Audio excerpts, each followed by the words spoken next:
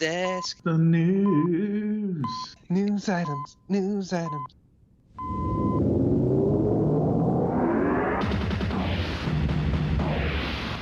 Hello and welcome to this week's News Blast. I'll be your host today, Brett Summers, and with me will be Damien Hicks. and Clyde. Actually, his name's... I've forgotten his name. Not Ruth. That's... No. Me and the girls named him, now I've forgotten him. I just thought we wouldn't even see him on this, though, will we? Pardon? We are. Yeah, we are. Yeah. We're YouTubing. We are tuning. Click, subscribe. Do it for Clyde. But, the big news of what's happening is that not a lot's happening. The SAG-AFTRA WGA strikes continue, and its latest casualty is Tron Ares, the third Tron movie where production has come to a staggering halt. You know what? I don't think I bothered to watch the second one in the end. Oh, it's really good. I know you said that, but the first one scarred me because it's so bad. Yeah. And Jeff Bridges is a little bit suspect in it. Yeah. With his young kids around the Exactly. arcade. But no, the second one is a lot better. The second one's one of those films it can be on and you can just watch it when it's on. It's one Fair of those enough. films. You know. Maybe I'll give it. I mean, it's obviously on Disney, isn't it? So I'll give it. Yeah. Don't get me wrong. It's there's no big plot twists and revelations. You probably guess what's going to happen. But there's some nice bits on there and some nice callbacks. And the important thing you always need to remember is that the other guy, because you had Jeff Bridges and Bruce Boxleitner, the other guy was Billy the Kid from Bill and Ted's Excellent Adventure. And he pops up in I think it's the after credit scene in this one as well. So, they kept it as tight as they could. But that's all been delayed. Obviously, everything else is being delayed. If you do want to keep up with all the strike things, I actually recommend, if you go on to the legendary Ron Perlman's Instagram, which is, I think it's Pearl Mutations. See what you did there? Yeah, see what you did there. And but like a lot of it's him in the picket line and talking about. Yeah, and I've seen a couple of clips of him on but there. he actually sits there and explains all the points they're trying to make and stuff like that. So I've understood more of it from listening to his videos than I have from what they've tried to shorten up on the news or whatever. So if you are interested in that, well, the media like to control the narrative, man. Yeah, damn the man. Are we media? Shit. Oh yeah. But let's anyway, control the narrative. We can't control ourselves, let alone the narrative. But we can't even control who's going to be in the studio. Yeah. But so Tron has been delayed along with loads of other stuff. One of the things they were worried about being delayed or being turned into a movie at Disney was the season 4 of Mandalorian, but now apparently, contrary to previous reports, it will not be changing from a television series into a movie. I think it's basically what time they've got left, what footage they've got, maybe a rush to get it out. So I didn't even know that was a thing. They were going to try and make it into a... But again, I don't think I'd have... Well, I mean, I haven't watched the latest season, and that's not through not wanting to, I just not had the time to. But I really don't think I'd bother if it was a film. I think the whole kind of... The serial aspect. Yeah, is what makes it's quite old it gives school, it time isn't to it? breathe. It reminds me of the old sort of Zorro, Lone Ranger. Well, not just that. I mean, a film, Flash, even if a film is two hours long, it doesn't. It's just gonna be over. Whereas when it's a series, they can expand a bit more. But other trouble at Disney includes Snow White getting more hate campaigns against it online. We had the little people argument previously. Now it seems that a lot of people have attacked, and I've forgotten the actress's name now, so I do apologise. She's playing Snow White, but apparently she's not the right race, and people are not happy. But you can take your IP if you own it and change it. Does it affect the story? Is anything to do? The main bit that would annoy me more is it was instead of a stepmother, it was a like next door neighbour or something. That's the main aspect of the dynamic of the relationship. Yeah. But I don't think it affects it that much that it bothers me.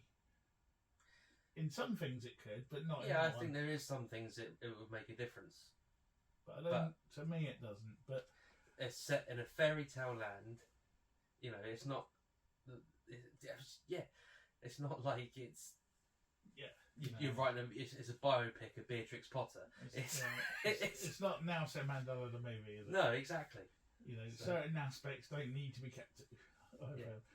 But it seems to be going on, and at one point there was a statement that they were going to bin it, but it looks like they are carrying on with it. Oh, okay, so I did see the headline that they were going to bin it. Yeah, but Gal Gadot is the evil, wicked queen, Wonder Woman. Right. Okay. Apparently, or she was going to be, or is, but it's all a bit of a cluster over there with the internet screaming at Snow White, ironically. But she's asleep. And other problems with Disney seem to be relating to their streaming service, which appears to have peaked. And they're trying to do different things now to get more money at people, including different tiers. You had something to say on this, Damien. I just don't think it's going to make any difference. They're buying on their arse. The fact is, if you're currently paying, so over in the UK it's like $5 a month or something close to that. If their new package, if I've read it right, is they're going to charge you an extra couple of quid for that, and then the tier below that, which would be a £5, has adverts. I don't think that's going to entice anyone. If anything, it's just going to turn people off, because you've either got it because you want to watch the old stuff because you've got kids like me, so you're not going to get rid of it because every day one of the kids wants to watch Frozen or Encanto, so I'm stuck with that for the next couple of years regardless. And people that haven't got it clearly don't want it, and putting adverts in there is just it's not like there's a Star Wars fan that's just realised there's a bunch of new stuff out and it's only exactly. You know, everyone that's going to get it has probably got it now and it's peaked out. The same thing happens with the WWE network, with the Wrestling Entertainment. I mean, for a few years it was gaining and building up. Then I think by about the sort of 4th or 5th year, they were buying up footage of other regional promotions and things to put on there. But it wasn't growing because you had those people already. The core audience, the diehards that are interested in it, were already there.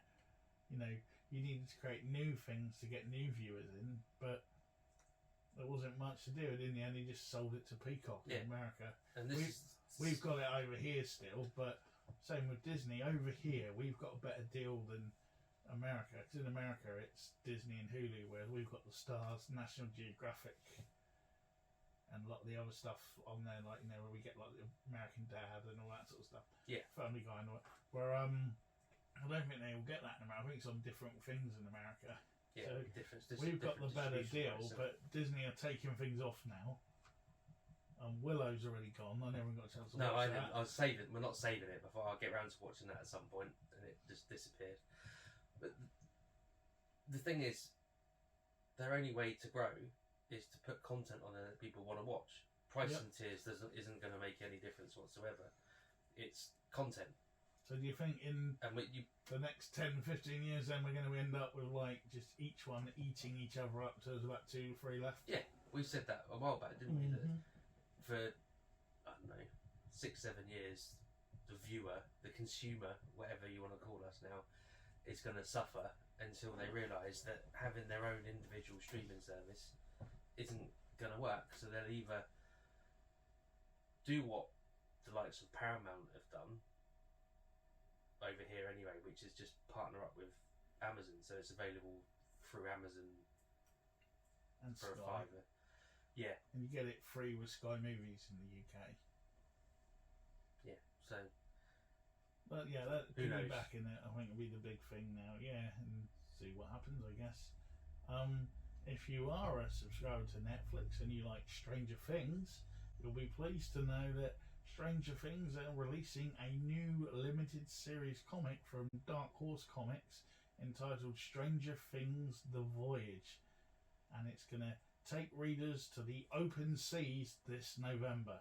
So whilst we've got like however long it is till the next series of Stranger Things, this is all apparently official and canon. You did look at the camera instead of me. I forget the camera's there. but it's all canon and everything. Do this, like that.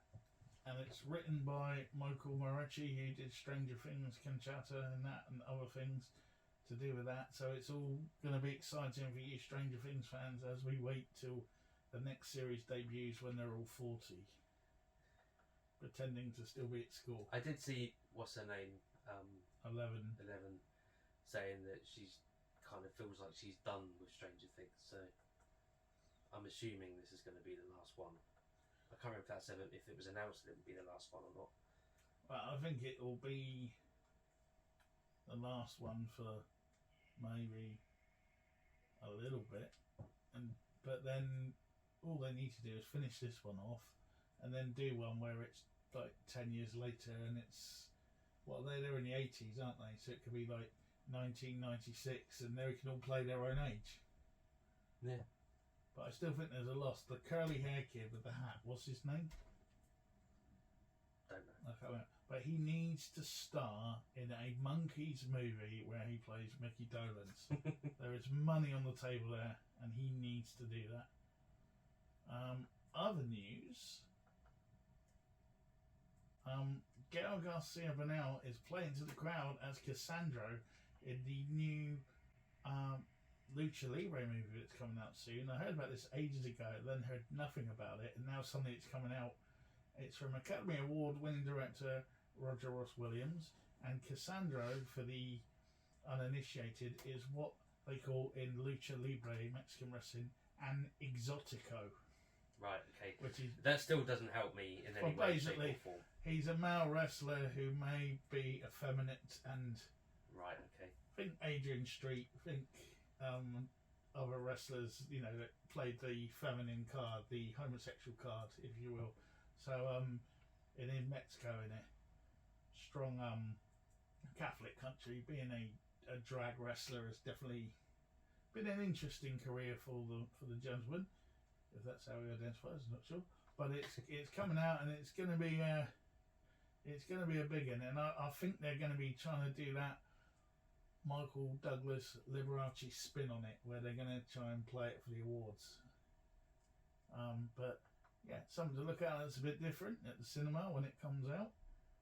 Also, I don't know if you've seen it, but it's hitting the cinemas again and on the memorabilia stands. American Werewolf in London is coming back out, and all the original artwork has now been retouched and re-released and redone, and you can buy all the posters and all that again. So not only will you have a nice one this time, all the old ones that you had will be worth a lot more money.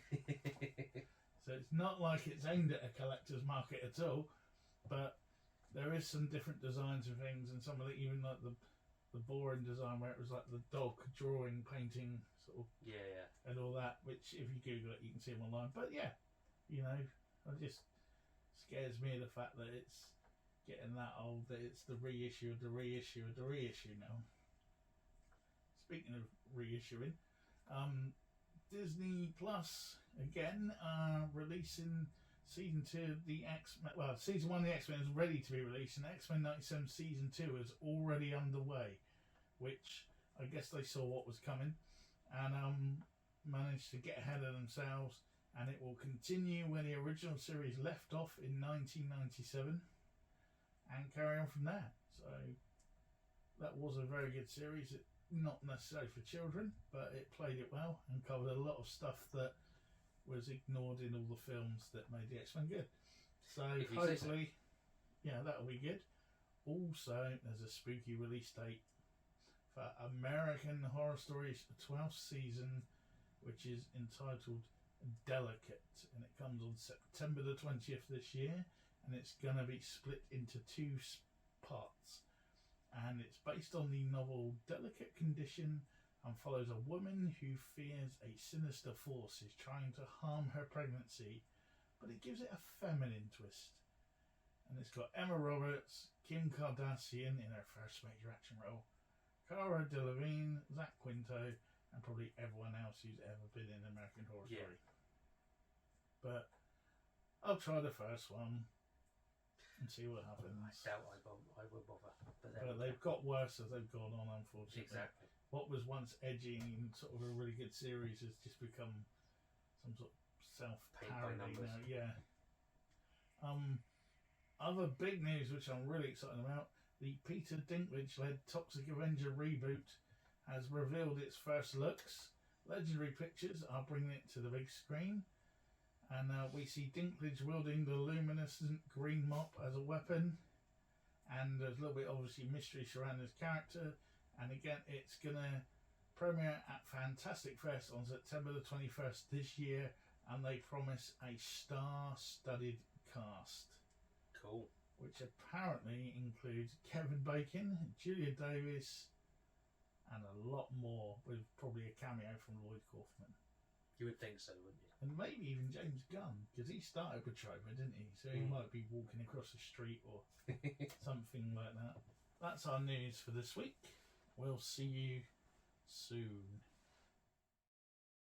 News desk. The news. News items. News items.